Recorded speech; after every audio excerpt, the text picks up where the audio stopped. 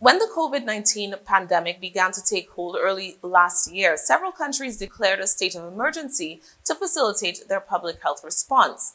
Countries in this region followed suit, even as constitutional scholars and civil society hotly debated the necessity of such measures. 1 year onward, several countries are still operating under emergency provisions, and more people are raising questions about the necessity of enduring states of emergency, especially since such conditions grant sweeping powers to already powerful state executives. St. Lucia's parliament approved the extension of that country's state of emergency that was initially declared in March 2020 for another 5 months.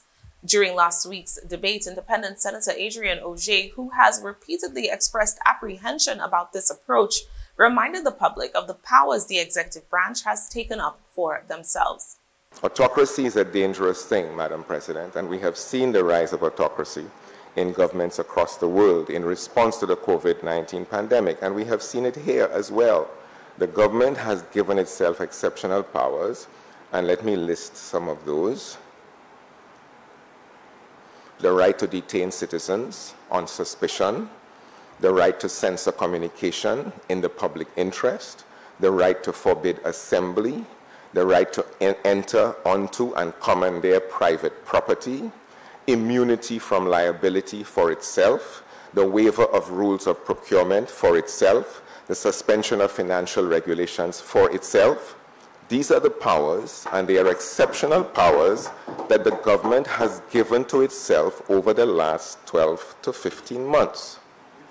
These are dangerous signs when taken all together.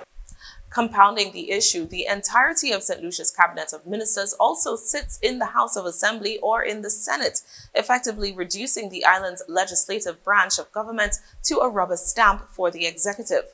Barbados, with a 29-1 majority in its House of Assembly and a 12-9 majority in the Senate for the Barbados Labour Party, and a commensurately hefty cabinet of ministers pulling double duty as parliamentarians, is in a similar position. When the Barbadian Parliament approved its own 5-month extension of the state of emergency at the end of April, similar concerns were raised to that in St. Lucia. A column published on April 22nd in the Barbados Today newspaper, co-authored by lawyers Dr. Ronnie Yearwood and Rico Yearwood, noted that the role and power of a prime minister who is already what they call effectively a monarch is expanded even further during a state of emergency. In St. Lucia, the administration has continually argued that a state of emergency is the only framework by which a curfew can be implemented.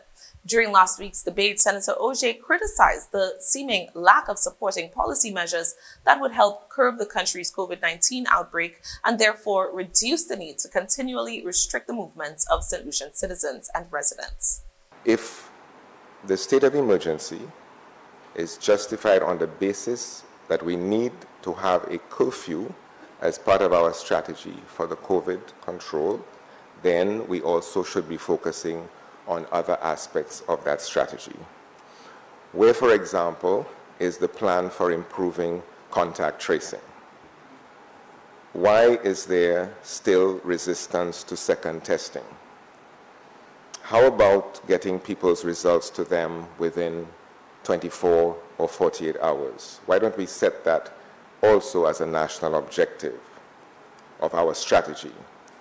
What is the continued resistance with rapid antigen tests, which we are quite happy to use to send our visitors back to the US because it is acceptable to them, but seems not to be acceptable to us? Meanwhile, emergency provisions in the Bahamas are due to expire toward the end of this month, and the debate about whether the government will seek another extension of the state of emergency is ongoing. Prime Minister Hubert Minnis says that he is unsure whether his administration will deem another extension necessary, as a new legislative framework was being drafted that would allow the government to enforce COVID-19 rules without needing to operate within a state of emergency. This is a move that is currently being supported by the country's opposition, the Progressive Liberal Party. PLP Deputy Leader Chester Cooper told the Bahamas Tribune that a constant state of emergency was unhealthy for the Bahamian economy and the Bahamian psyche, and that a year was quite enough time to come up with a legislative framework that would allow the government to effectively manage the outbreak outside the realm of emergency provisions. For its part, St. Lucia did codify many of the public health measures into law last year in the form of the COVID-19 Prevention and Control Act No. 9, which came into effect in October 2020.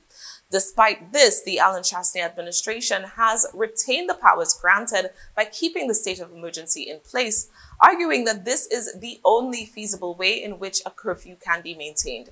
Senator Oje contends that 1 year onwards, that argument is wearing thin.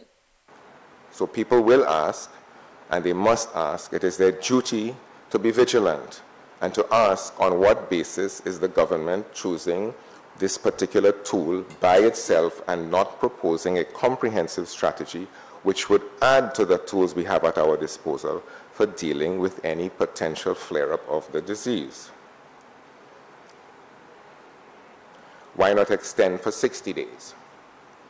And return to the Parliament and return to the people and ask them for their compliance, because this is what good governance is about. It is about consulting with people and asking for their agreement. This is not it.